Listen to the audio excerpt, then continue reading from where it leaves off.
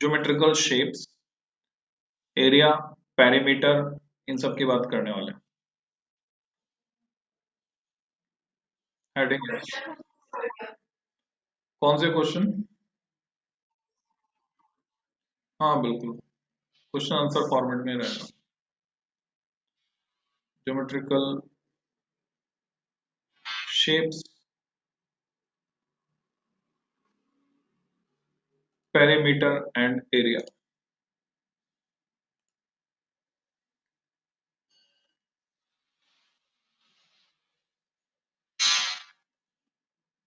Perimeter and area.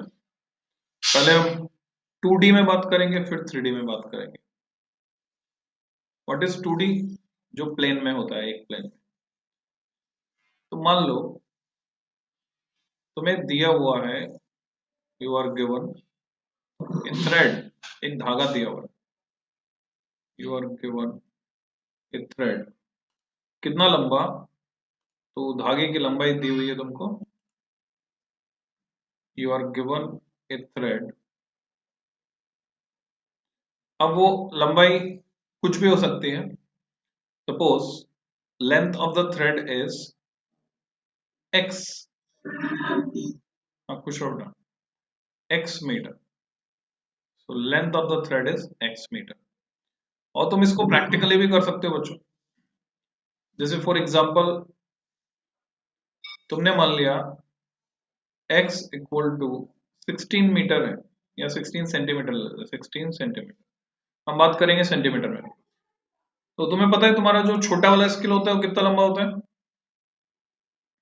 Are you aware? छोटा plastic का scale 15 centimetre का होता है, 15 सेंटीमीटर है ना, 15 सेंटीमीटर थोड़ा सा बड़ा होता है। तो बड़े वाले स्केल पे तुम नाप के 16 सेंटीमीटर का कोई धागा ले सकते हो, मशीन का धागा, मोटा धागा, पतंग का डोरा, कोई सा भी ले सकते हो, और इसको प्रैक्टिकली कर सकते हो जो मैं एक्टिविटी बता रहा हूँ। You are given a thread x metre long. Now make, पहला हमें बनाना है इक्विलेटरल ट्रायंगल, इक्विलेटरल ट्रायंगल।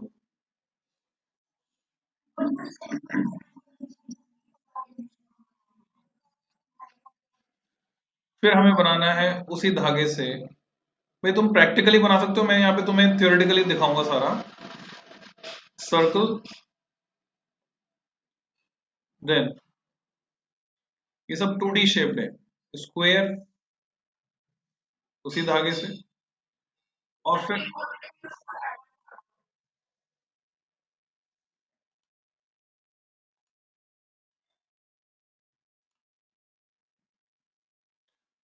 इसके अलावा और कोई 2D शेप तुम जानते हो तो बताओ। रेक्टेंगल में लिख रहा हूं।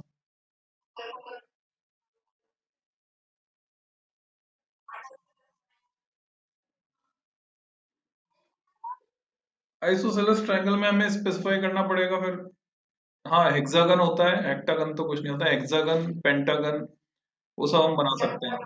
तो पहले हम पहले हम इनकी बात कर लेते हैं, ठीक है? तो ये अगर धागे की लेंथ फिक्स है तो हमारे पास कौन सा डेटा है? हमारे पास पेरीमीटर है। पेरीमीटर किसको बोलते हैं? हाँ बाउंड्री। तो हाँ, तो हमें सब कुछ धागे से बनाना है, तो perimeter we have 16 centimetre, this is perimeter. तो अगर मान लो तुमने इक्विलेटरल ट्रायंगल बनाया जिसमें तीनों साइड इक्वल होती हैं और तीनों एंगल 60 डिग्री होते हैं, क्योंकि ट्रायंगल के तीनों एंगल का सम 180 होता है। क्या तुम जानते हो ट्रायंगल के तीनों एंगल का सम? मान लो ट्रायंगल एबीसी है, तो ट्रायंगल एबीसी के तीनों एंगल का सम 180 डिग्री होता है। और क्योंकि ये आइडेंटिकल है, माना कि एक साइड है L, L is one side, बनाते चलना साथ में, इंतजार मत करना। जो कुछ बोर्ड पे लिखा जाता है वो तुम्हें अपनी कॉपी में लिखना ही लिखना है। वेट मत करना कि मैं कहूंगा तब लिखोगे। तो इसकी हर साइड एल है बच्चों, तो अगर तुमसे कहें एक साइड पता करो कितनी, तो क्या तुम बता सकते हो? L is how much?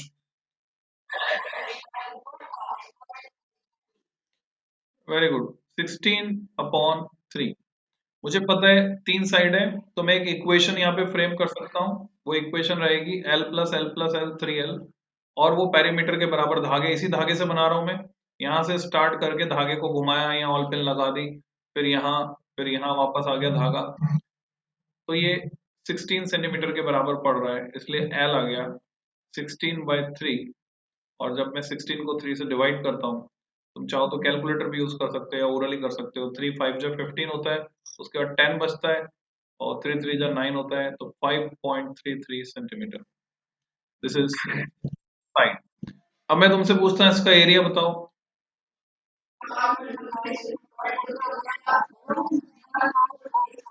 Half into base into height, this is the formula. अब बेस तो हमारे पास है, दैट इज एल, ये है बेस।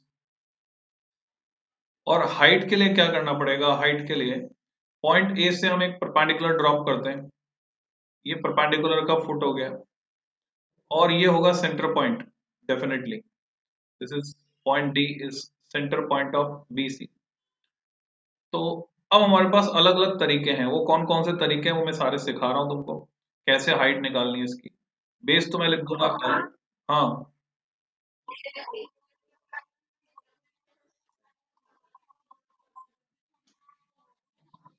हाँ, वो एक, हर किसी ट्रायंगल में नहीं होता है, इक्विलेटरल ट्रायंगल में मीडियन ही होती है, और वो मीडियन का इंटरसेक्शन होगा इसका, जो सेंट्रोइड निकलेगा, दो मीडियन। हाँ, बोलो बेटा। साइड की लेंथ ट्रायंगल में कितनी साइड होती है? एक साइड की लेंथ L है, तो टोटल लेंथ कितनी हुई?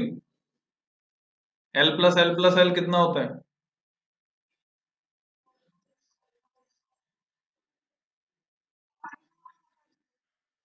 अरे L+L+L, L को 3 बार जोड़ेंगे तो क्या होगा? 3L होगा कि नहीं होगा? L में L जोड़ोगे तो 2L, उसमें 2L में L जोड़ दिया तो 3L होगा।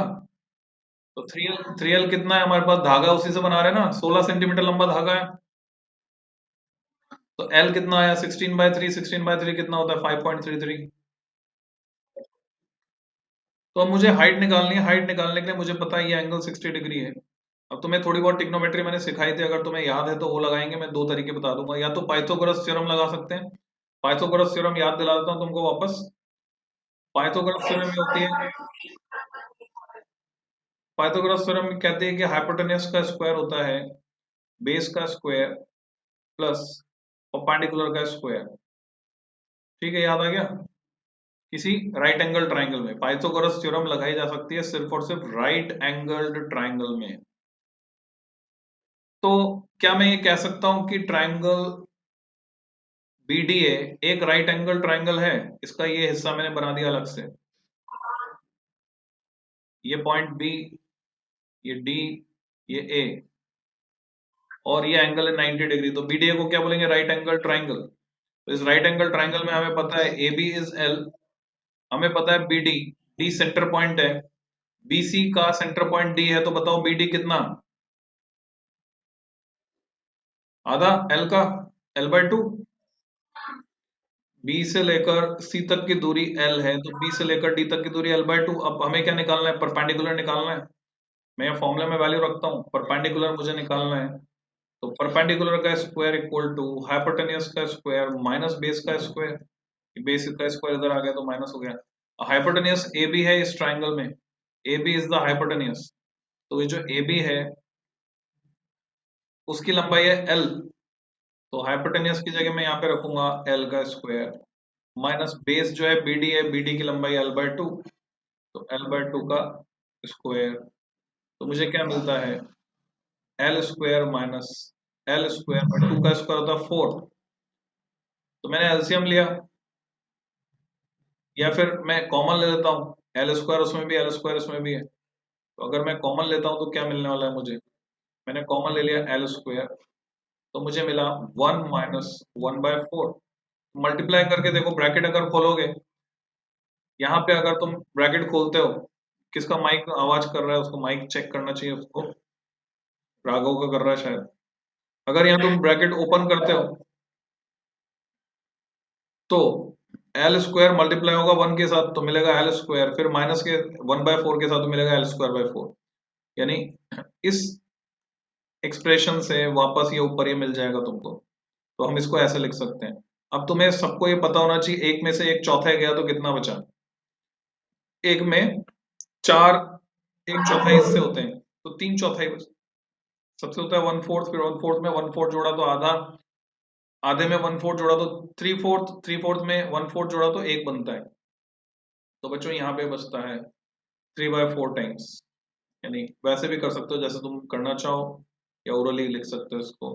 तो ये मेरे पास आ रहा है परपेंडिकुलर का स्क्वायर, मुझे तो परपेंडिकुलर की वैल्यू चाहिए, तो मुझे अंडर रूट लेना पड़ेगा दोनों साइड। तो इधर आएगा p, स्क्वायर रूट लिया मैंने इसका, इधर l आएगा और यहाँ पे आएगा √3, और 4 का स्क्वायर रूट होता है 2, क्योंकि 2 2 जा 4 होता है। तो ये तुम्हें थोड़ी सी प्रैक्टिस करनी पड़ेगी बच्चों, इसको सीखने के लिए वीडियो को तुम दोबारा देख सकते हो जो छोटे बच्चे हैं, कि ये क्या हो रहा है यहाँ पर, कैलकुलेशन कैसे हुई है, you can see it again. अभी लिख सकते हो, जो भी समझ में आए नहीं आए लिखना जरूरी है। तो हाफ इंटू एल, अब मुझे हाइट ये मैंने निकाल ली, जो हाइट है ये है perpendicular, and this height is L into √3 upon 2. So what we get, area of this triangle is 1/2, ये 1/2 ये तो 1/4, और √3 को भी पहले लिखूंगा तो √3 upon 4 टाइम्स L स्क्वायर। क्या सबको समझ में आ गया इस ट्राइंगल का एरिया कितना आया, कैसे कितना आया समझ में आ गया? दिख रहा तुम्हें √3/4 L स्क्वायर, इसका क्या मतलब होता है, क्या तुम जानते हो? What is meaning of √3/4 L square? √3 का मतलब नहीं जानते हो? √3 का मतलब क्या होता है, रट लो। How much is √2? भाई तुम्हें कुछ नहीं करना, कैलकुलेटर में जाके स्क्वायर रूट कैलकुलेट कर सकते हो तुम। स्क्वायर रूट ऑफ 2, इसको बोलते हैं square root of 2, it is 1.414, ये काम आता है हमारे। देन स्क्वायर रूट ऑफ 3, ये काम आता है हमारे 1.732। तो अगर मैं इसको और आगे सॉल्व करता हूं तो मैं लिखूंगा 1.732, √3 की जगह ये इतना होता है, अपॉन 4 L स्क्वायर। और L की वैल्यू मेरे पास है, तुम्हें पता है कितनी है L की वैल्यू? 5.33। तो मैं पूरा कैलकुलेट कर देता हूँ, 1.732 अपॉन 4 इंटू 5.33 का स्क्वायर। 5.33 का स्क्वायर का मतलब होता है 5.33 को 2 बार मल्टीप्लाई करना, स्क्वायर का ही मतलब होता है, क्यूब हो तो मतलब होता है 3 बार। तो अब ये कैलकुलेशन तुम चाहो तो कैलकुलेटर से करके निकाल सकते हो, 1.732, ये कैलकुलेटर से कितनी आ जाएगी कैलकुलेशन तुम करके निकाल सकते हो। मैं तुम्हारे सामने कैलकुलेटर से कैलकुलेट कर देता हूँ, जिससे तुम्हें इसकी भी प्रैक्टिस हो जाएगी, देखने को मिलेगा तो। और तुम अगर कैलकुलेटर लेकर बैठे हो तो तुम कर सकते हो खुद। मुझे कैलकुलेट करना है 1.732, 1.732, इसको मल्टीप्लाई करूंगा मैं इंटू 5.33 इक्वल टू, अब जो क्वांटिटी है उसको फिर से मल्टीप्लाई करूंगा इंटू 5.33। अब जो क्वांटिटी आई उसको मैं डिवाइड कर दूंगा, divided by 4। So what we get, 12.301। बोलो बेटा। ये ना नीचे है ना 4, 4 डिनोमिनेटर में इसलिए किया। और यूनिट लिखूंगा बच्चों इसकी, क्योंकि स्क्वायर आ रहा है, ये तो सेंटीमीटर स्क्वायर इसकी यूनिट हुई। लेंथ, लेंथ की मतलब लेंथ की यूनिट ना सेंटीमीटर इंटू सेंटीमीटर, सेंटीमीटर को सेंटीमीटर से मल्टीप्लाई करेंगे तो सेंटीमीटर स्क्वायर ही आ गई। तो इसका एरिया आया हमारे पास 12.301 सेंटीमीटर स्क्वायर। किसका? इस ट्रायंगल का। ये ट्रायंगल किससे बनाया था हमने? उस धागे से बनाया था जिसकी लंबाई थी 16 सेंटीमीटर। अब उसी धागे से तुम्हें सर्कल बनाना है, ठीक है? तो क्या करते हैं, धागे के किनारों को जोड़ देंगे, प्रैक्टिकली अगर तुम कर रहे हो तो धागा लिया, धागे के किनारों को तुमने जोड़ दिया और मैक्सिमम फैला दोगे उसको। इसका सबसे अच्छा तरीका इक्वली फैलने कैसे, तो हम सरफेस टेंशन को यूज कर सकते हैं, इसके लिए हम सोप सॉल्यूशन यूज कर सकते हैं। सोप फिल्म के ऊपर अगर धागे को डालते हैं गांठ लगाने के बाद, तो धागा इक्वली फैलता है। ये मैंने तुम्हें ऐसे ही बता दिया, सुन लो बस, परेशान होने की जरूरत नहीं है। समझ में आया ठीक है, नहीं आया कोई बात नहीं, दिमाग में जाके बातें सेट हो जाती हैं, जब जरूरत पड़ती है तब काम आती है। तो अभी ऐसे सुनो, सेकंड केस जो है, सर्कल बना रहे हैं। सर्कल, क्या तुम्हें सर्कल का पेरीमीटर पता है? जवाब है हाँ पता है। धागे की लंबाई, जितनी धागे की लंबाई उतना सर्कल का पेरीमीटर। तो सर्कल का पेरीमीटर कितना है धागे की लंबाई के बराबर? 16 सेंटीमीटर। एग्रीड है ना, 16 सेंटीमीटर है।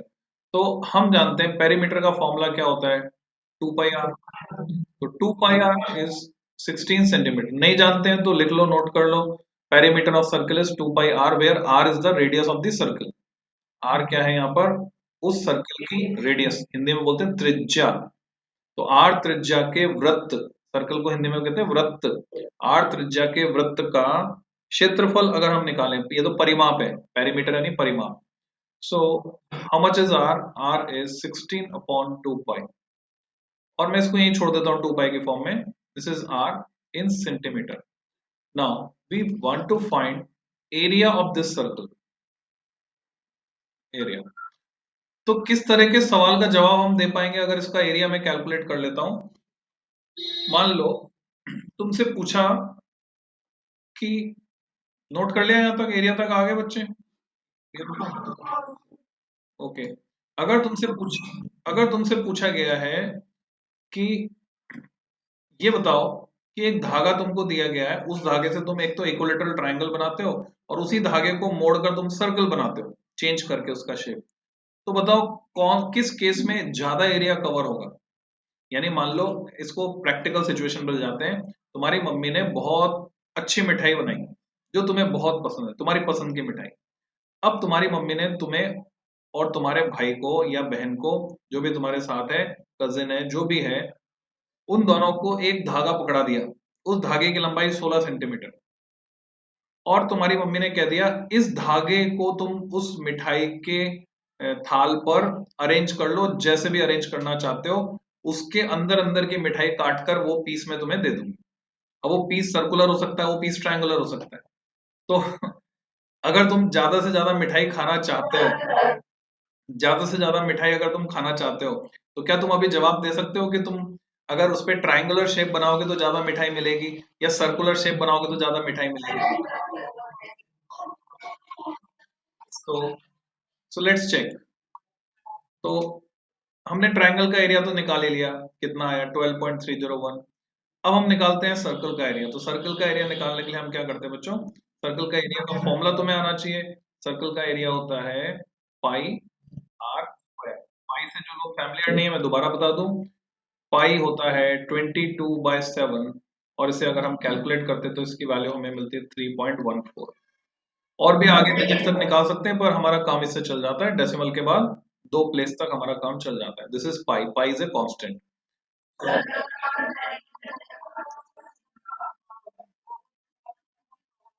हाँ क्या होता है? Okay, perimeter square upon 16। तो इसको भी हम चेक कर लेंगे सेम आता है कि नहीं आता। तो पहले हम एरिया निकाल रहे हैं। पाई ऐसा का ऐसा, आर की जगह मैं क्या वैल्यू रखूंगा? 16/2 पाई और उसका स्क्वायर। तो 16/2 पाई, इस पूरे का square. So what we get, हमें मिलता है पाई इंटू 16 का स्क्वायर मतलब 16 × 16, और नीचे हमको मिलता है 2 पाई का स्क्वायर मतलब 2 का स्क्वायर 4, और पाई का स्क्वायर। अब क्या है, ऊपर एक पाई है, नीचे पाई का स्क्वायर है, तो कुछ कैंसलेशन होता है बच्चों यहाँ पे। एक पाई से ये एक पाई कट गया, एक पाई बचा। और 4 4 जा 16 होता है, ये सब तुम जानते हो। तो 4 टाइम्स कैंसिल हो गया 16। तो अब मैं यहाँ पर लिखूंगा 16 4 जा 64। टेबल आता है सबको 16 का?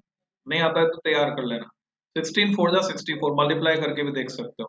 और नीचे आ गया पाई। ये देखो किसका माइक आवाज कर रहा है, बंद करो।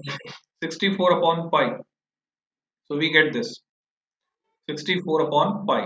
अब इसकी एग्जैक्ट वैल्यू हम कैलकुलेट करें तभी कंपेयर कर पाएंगे इससे, है ना। 64/, ऐसे तो पता चलेगा नहीं।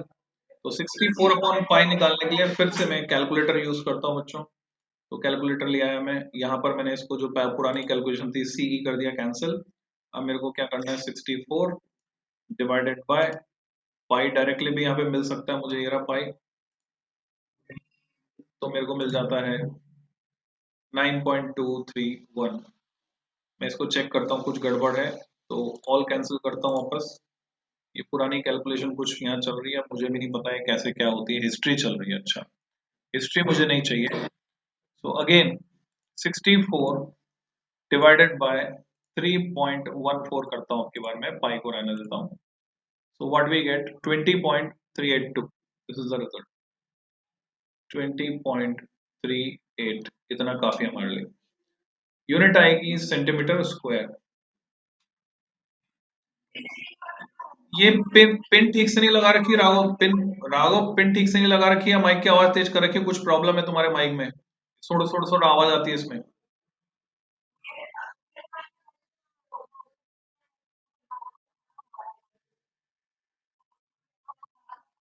जब जब जब नहीं बोल रहा है तब वो आवाज आ रही है, और जब बोल रहा है तब वो आवाज बंद हो रही है।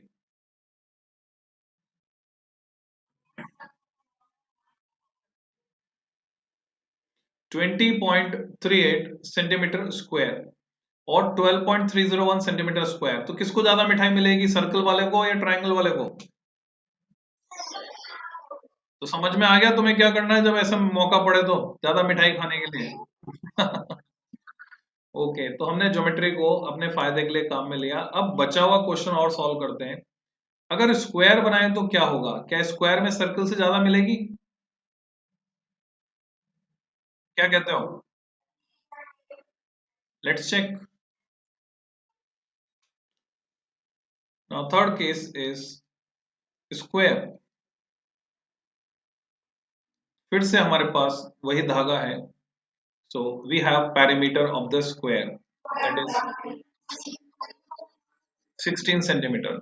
अब तुमने बनाया बच्चों स्क्वायर, अच्छा सर्कल का शेप यहाँ बना दो, ये सर्कल था हमारे पास, पहले हमने सर्कल बनाया था जिसकी रेडियस क्या निकल के आई थी हमारे पास, 16/2 पाई, ये रेडियस निकल के आई थी, और इसका पेरीमीटर पूरा था 16 सेंटीमीटर। अभी मैंने स्क्वायर बनाया। स्क्वायर की खास बात क्या होती है कि चारों साइड इक्वल होती है और चारों एंगल 90 डिग्री होते हैं, दिस इज स्पेशलिटी। माना कि एक साइड एल है, माना कि साइड ए बी एल है, तो बीसी भी एल होगी और सीडी भी एल होगी और डीए भी एल होगी। तो क्या मैं लिखूं 4 टाइम्स एल इक्वल टू 16? किसी को आपत्ति, एनी ऑब्जेक्शन? क्योंकि L plus L plus L plus L is 4 times L, so how much is L? L is 16/4, है ना? कुछ बच्चे कह सकते हैं कि L तो वो था, अब जैसे जो छोटे बच्चे ना वो ऐसे कह सकते हैं सर L तो आपने 5.33 बताया था, क्योंकि यहाँ पर मैं L को लिखने वाला हूँ 4। तो वो कंफ्यूजन क्रिएट ना हो उसके लिए मैं क्या करता हूँ, इसकी साइड को L मानने के बजाय मैं इसकी साइड को A मान लेता हूँ।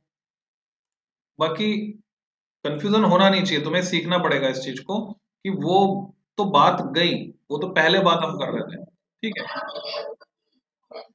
फिर भी मैं इसको ए मान लेता हूँ, तो मैं लिखा 4a = 16, कोई बात नहीं, लिख दिया, अच्छी बात है, कोई दिक्कत नहीं, ऐसे करो 16/4, तो साइड इज 4। क्या तुम जानते हो स्क्वायर का एरिया कितना?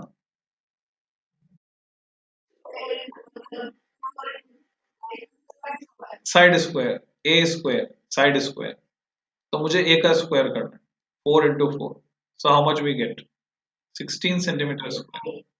उतनी मिठाई आएगी जितनी 16 सेंटीमीटर स्क्वायर में आएगी। समझ में आ गया? तो सर्कल में ज्यादा मिली स्क्वायर से भी। अच्छा, रेक्टेंगल बनाना है। अगर मैं तुम्हारे लिए प्रॉब्लम छोड़ दूं, you have to solve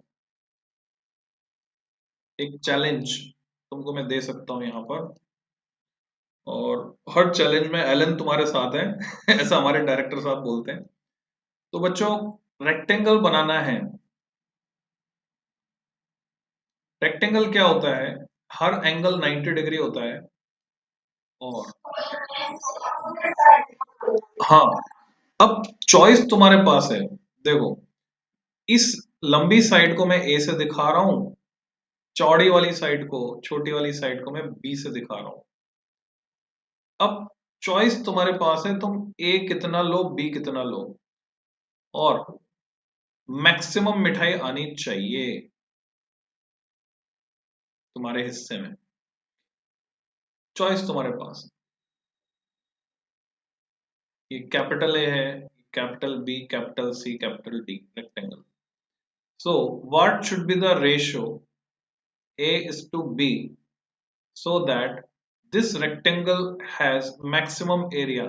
ratio समझ में नहीं आता तो ऐसे समझ लो, a अपॉन b की वैल्यू क्या हो जिससे कि इस रेक्टेंगल के अंदर मैक्सिमम एरिया कवर हो जाए, मैक्सिमम मिठाई आ जाए। देखो, पिंक कलर की मिठाई है, गाजर का हलवा भी हो सकता है, या तुम्हें जो पसंद है वो। बहुत सारे बच्चे गाजर का हलवा नहीं खाते, और मुझे लगता है बहुत बड़ी बेवकूफी है, बिकॉज गाजर आंखों के लिए इतनी अच्छी है, और हर बच्चे को गाजर का हलवा खाना चाहिए। जो खाते हैं वो अच्छी बात है, उनकी आंखों के लिए अच्छा है। जो नहीं खाते उनकी आंखों को गाजर का विटामिन ए नहीं मिल पाता बच्चों। ओके, ये मिठाई है, टॉफी भी हो सकती है। तो क्या तुम्हें क्वेश्चन समझ में आया? अब ये रेशो वन भी हो सकता है। अगर ये रेशो वन हुआ तो ये स्क्वायर बन जाएगा, समझ में आया? अगर a अपॉन बी वन हुआ मतलब a equal to B, a equal to B मतलब चारों साइड इक्वल। अगर a b के बराबर हो गया या b a के बराबर हो गया मतलब ये स्क्वायर बन जाएगा रेक्टेंगल से। तो वन हो सकता है, ये रेशियो टू हो सकता है, ये थ्री हो सकता है, फोर हो सकता है, कोई फ्रैक्शन हो सकता है, कुछ भी हो सकता है। So can you find out for what ratio this rectangle covers maximum area? अगर हम रफली बात करें, अगर हम मान लो a को फिक्स कर देते हैं, ऐसे मैं कैलकुलेट करके बता रहा हूं, बाकी प्रॉब्लम मैंने तुम्हारे लिए छोड़ दी है। मान लो a को मैंने कर दिया, अभी इसकी पेरीमीटर कितना है बच्चों? 2a plus 2b। देखो ध्यान से, इसका पेरीमीटर कितना है? दो साइड a है, दो साइड b है, तो 2a plus 2b this is the perimeter, it is 16। Suppose मैंने a फिक्स किया 2 2 सेंटीमीटर, a को फिक्स किया, तो a को 2 सेंटीमीटर फिक्स किया, तो यहाँ आ गया 2 into two plus 2b, b की वैल्यू आ जाएगी मेरे पास 16, तो ये है 4, उधर जाएगा 16 माइनस 4, तो 2b मेरे पास आया 16 माइनस 4 इज 12, तो b मेरे पास आया 6 सेंटीमीटर। तो अगर a मैं 2 सेंटीमीटर लेता हूँ, b 6 सेंटीमीटर लेता हूँ, तो रेक्टेंगल का एरिया होता है a into B. Area of rectangle is a into B. So how much we get? We get 6 into 2, 12 centimetre square. Do you get it? अच्छा, क्या इससे, हाँ बोलो, क्या हुआ? दोबारा बोलो। हाँ वो तो ठीक है, हमारा सवाल तो दूसरा है। क्या मैं उल्टा करूं, ए को 6 लूं, बी को 2 लूं, तब भी एरिया इतना आएगा 12 सेंटीमीटर स्क्वायर? क्या कुछ और रेशो हो सकता है? सपोज मैंने ए को फिक्स किया 3, ए को 2 लिया ना हमने, तो मैं 2 इंटू टू तो लिखूंगा, यहाँ पे ए की वैल्यू डाल दी ना मैंने 2। अभी मैंने ए को 3 फिक्स किया, ए को 3 फिक्स किया तो मैं ए की वैल्यू डाल रहा हूँ 3 प्लस 2b इक्वल टू 16, तो 6 प्लस 2b इक्वल टू 16, तो 2b आता है 16 माइनस 6 दैट इज 10, तो b आता है 10 अपॉन 5, 2 नीचे जाएगा, तो 10 अपॉन 2 दैट इज 5 सेंटीमीटर। तो अगर a को 3 लेता हूं तो b मेरे पास 5 सेंटीमीटर आता है, और अगर मैं इससे एरिया निकालता हूं, व्हाट डू यू से, कितना आ गया? 5 3 जा, अरे 5 3 जा 15 सेंटीमीटर स्क्वायर। क्या हम सर्कल के आसपास नहीं पहुंच गए? पहुंच गए? नहीं पहुंचे, वो 20 है। ओके, पर इसमें देखो, अगर तुमसे कहा जाए तुम्हें रेक्टेंगल ही बनाना है, एक बच्चे ने रेक्टेंगल बनाया जिसकी साइड थी 2 और 6, उसको इतनी मिठाई मिलेगी 12 सेंटीमीटर स्क्वायर एरिया की। दूसरे ने बनाया 3 into 5, उसको 15 सेंटीमीटर स्क्वायर मिलेगी। सो क्या तुम बता सकते हो किस वैल्यू के लिए it will be maximum, practically या थियोरिटिकली, कैसे भी, एनी हाउ। तो ये मैं प्रॉब्लम तुम्हारे लिए छोड़ रहा हूँ, और रिमेनिंग पार्ट भी तुम्हें कंप्लीट करना है। हाँ बोलो बेटा। कोई बात नहीं, वीडियो दोबारा देखना। जिसको नहीं समझ में आया वो क्या करेंगे, इस वीडियो को दोबारा देखेंगे। दोबारा देखेंगे तो समझ में आएगा। अगर तुम्हें इंटरेस्टिंग लगता है तो देखना है, और नहीं लगता है तो नहीं सीखना है। तुम्हें लगता है ये चीज कुछ काम की है, it is interesting, then see the video again. But if you find it is not interesting, then no need to see anything, you can skip, भूल जाना कि कुछ ऐसा तुमने पढ़ा। अगर तुम्हें एक काम का लगता है तो तुम्हें दोबारा से देखकर इसको सीखना होगा। मैं नहीं कह रहा कि तुम सीखो, हाँ ये तुम्हारे ऊपर है, it is up to you. अच्छा, मैं एक और क्वेरी छोड़ देता हूँ तुम्हारे लिए, तुम्हारे दिमाग को रिफ्रेश करने के लिए। अभी हम 2D में बात कर रहे थे, अगर मैं 3D में बात करूँ, 3 डायमेंशन, जूते का डब्बा। मान लो जूते का डब्बा स्क्वायर शेप में है, तो जूते का डब्बा स्क्वायर शेप में है तो बनेगा cube, it is called cube. अगर मैं तुमसे कहूं उसी 16 सेंटीमीटर से पूरा धागा खींचकर तुमको क्यूब बनाना है, तो बता सकते हो उसकी एक साइड, जिसको मैं ए से दिखा रहा हूं, उसकी लंबाई क्या होगी? तो हमें गिनना पड़ेगा इसमें कितनी साइड है। 1 2 3 4 5 6 7 8 9 10 11 12, कितनी साइड है बच्चों? 12 साइड है। और धागा हमारे पास 16 सेंटीमीटर है, हर साइड बराबर होती है, क्यूब की हर साइड बराबर होती है, तो 16/12 करना होगा मुझे। हाँ, 4/3, that is 1.33 centimetre. 4/3 is refractive index of water also, link करके हम याद रख सकते हैं। तो एक साइड 1.33 सेंटीमीटर आएगी। क्यूब ड्रॉ अपने आप कर सकते हो बेटा, क्यूब में ड्रॉ करने के लिए ये बेसिक ट्रिक है। अगर तुमने समझ लिया है तो तुम अपने आप से लिखोगे।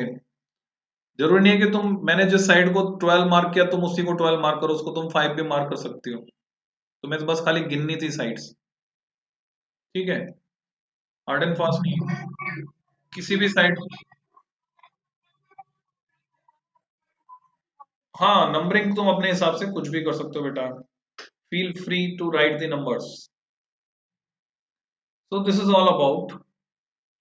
तो परी चाह रही थी कि टाइम चेंज हो, कितने बच्चे फेवर में हैं वो बताओ। जो और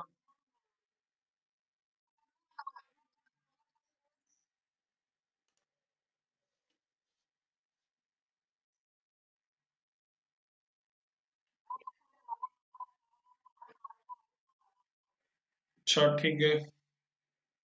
अब ऐसा है कि तुम्हारे को और कुछ, जैसे तुम्हारी तरफ से, जैसे अनीश ने पूछा था मोबाइल फोन के लिए, तो मैंने मोबाइल फोन का वीडियो डाल दिया था या उसके बारे में बता दिया था। ऐसे और कोई क्वेरी हो तो तुम मुझे भेज सकते हो, नहीं तो जो काम की चीजें हैं वो अपने तरफ से मैं करवाता रहूंगा तुम्हें। तो यहाँ से हमने कंक्लूड किया इस एक्सरसाइज से, इस एक्टिविटी से, कि सर्कल जो है ज्यादा एरिया ले रहा है, ठीक है। अभी हमने 2D की बात की, ऐसे हम 3D में भी बात कर सकते हैं। और हमने कुछ फॉर्मूले सीखे, छोटे बच्चों के लिए नए फॉर्मूले हो सकते हैं, पर अगर उन्हें इंटरेस्ट है तो वो इनको तैयार कर सकते हैं, और इंटरेस्ट नहीं है तो छोड़ देंगे।